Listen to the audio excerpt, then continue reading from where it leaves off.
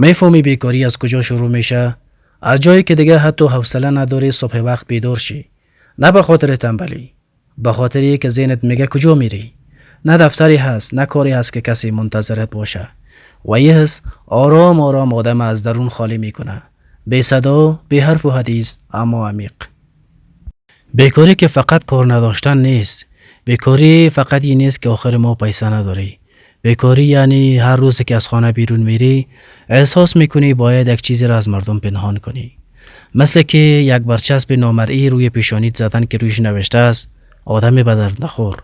و بدتر از همه است که کم کم خودت هم شروع میکنی که این گپ باور کنی. سوالای ساده ای که در گلونت جمع میشه و کم کم آدم خفه میکنه.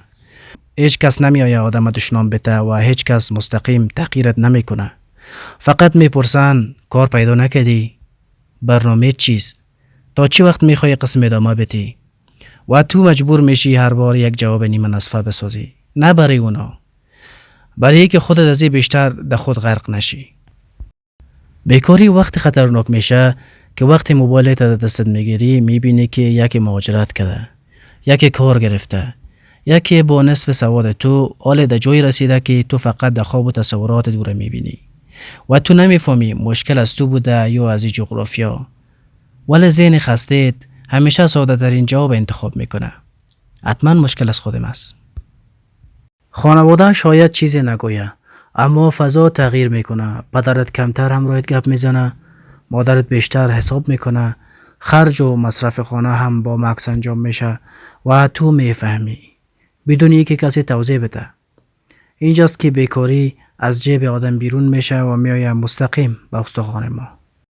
هیچ کس از مرد بیکار نمیپرسه چطور هستی، چون مرد باید بسازه، باید تحمل کنه و باید خاموش باشه و این سکوت گاهی از خود بیکاری هم کشنده تر است.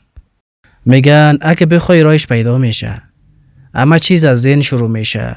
گپ‌های بظاهر زیبایی است که همه میگن، اما این گپ‌ها کامل نیست، چون در بعضی جایا خواستن کافی نیست، تلاش هم کافی نیست، حتی صبر هم کافی نیست. و ایره کسی میفهمه که در بین اینا بند مانده باشه و زندگی کرده باشه. بیکاری آدم یک دفعی نمیکشه، آهسته آهسته میخورید. امروز امیدوار، فردا مردد، پس فردا بهس. و خطرناکترین مرحله همین بهسی است، جایی که نه ناامیده و نه هم امیدوار، فقط ادامه میدی، او هم از روی اجبار. ما نمیخوایم برات بگویم که همه چیز جور میشه و نمیخوایم برات نسخه شفا بخش بتم. فقط میخوایم میره بگویم که اگه بیکاری و هنوز تلاش میکنی خودت سر پا نگاه کنی، خانواده‌ت ناامید نکنی و هنوز از درون نپاشیدی، تو ضعیف نیستی. تو دقیقاً بین سخت‌ترین بخش زندگیت هستی و اگه کسی ایره نفهمید، حداقل خودت به خودت ظلم نکن. و اگه گپایم یک جایی در دلت تیر شد، بفهم که تو تنها نیستی. کامنت کو، نه به خاطر الگوریتم، به خاطری که بفهمی یکی دیگه هم این دردت فهمیده.